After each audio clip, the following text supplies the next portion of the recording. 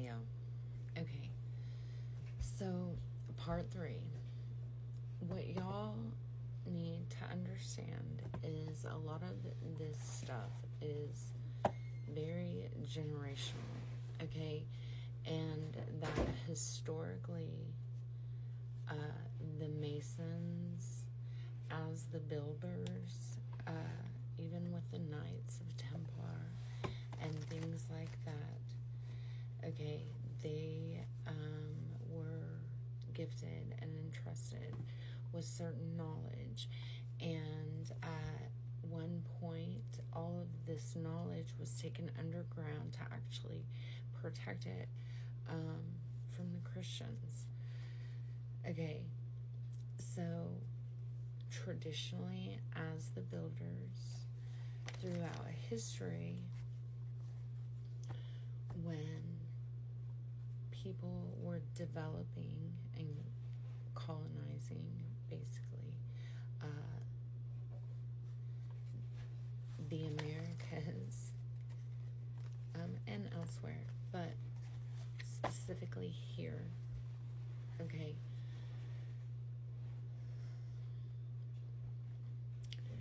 there were members added to this organization, the Masons, right, which were building and had a very large hand in building of towns and cities and things like that. Okay, as these families gained wealth, okay, this knowledge fell into the hands of the wrong people, and like the Illuminati, okay, which has a very Machiavellian, or that guy with the mustache view or outlook, right? NWO and all that. Okay, the second and the third generations from these original builders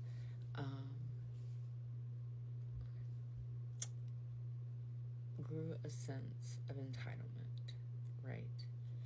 And so it really comes from a place of ego and greed and power and control, okay?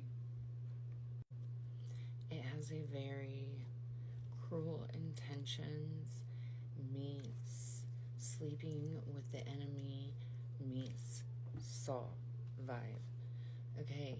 So they're taking this ancient knowledge and they are using it and to control a populace of people, basically. And when it comes to it's like, you know, these small groups, right, that operate around and feed into a larger group, okay? It's very ritualistic. It is very 33rd degree. It is very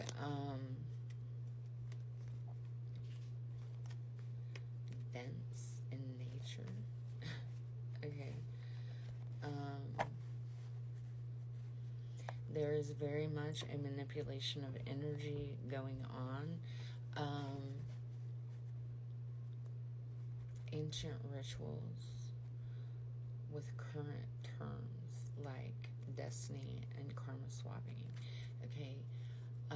It is very sacrificial, okay, from animals to people, and now I have a gnat flying around me. Okay. Okay, so many of you may not be ready, okay, to see this, but once you see it, you can't unsee it, okay? And when you experience it on a smaller level, then you can recognize it on a much larger scale, okay? But that is where these polyamorous relationships come in, okay? Because there is a certain energy, right, with that kind of intimacy, and it can be siphoned and shared, and it's very powerful, okay? And so during these rituals, sometimes, or parties, or whatever you want to call them, okay, it's all about the intention, right? Okay, it's all about the intention. And so,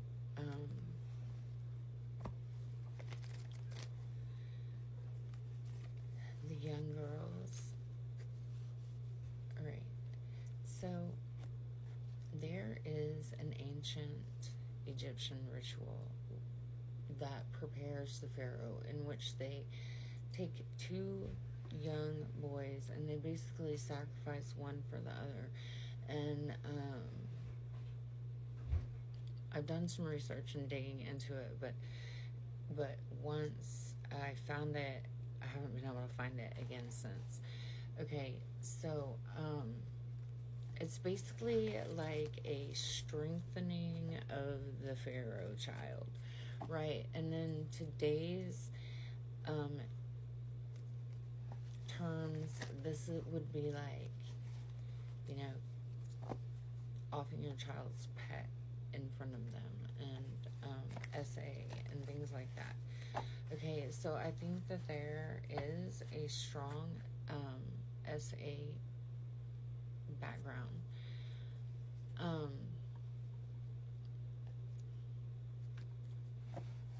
And so I'm not really getting like a specific, like, young age, right? But 22 is a young age, and when you are 40, that's grooming age, right? So definitely grooming age, okay?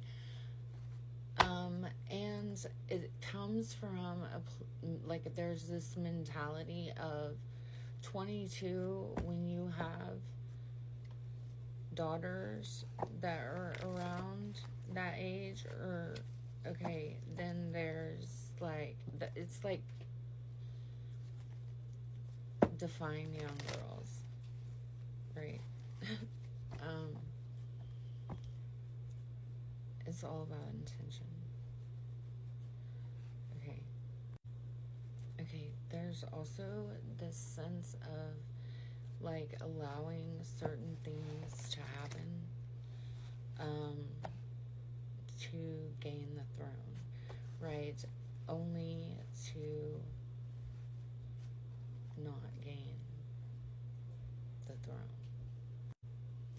Okay, so basically the idea is you get into someone's energy and you mentally and emotionally manipulate them, and you bring their vibration down to a level where you can cast against them, okay, and basically take them out and then paint the narrative in some way in which you gain their glory, okay? And if you cannot do that, right, you just slander their name, okay? Try to ruin their image, okay? And these are very legit rituals that go back to ancient Egyptian times, okay?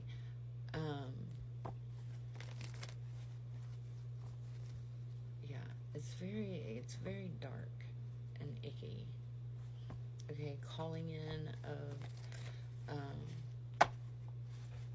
dark energies and things like that.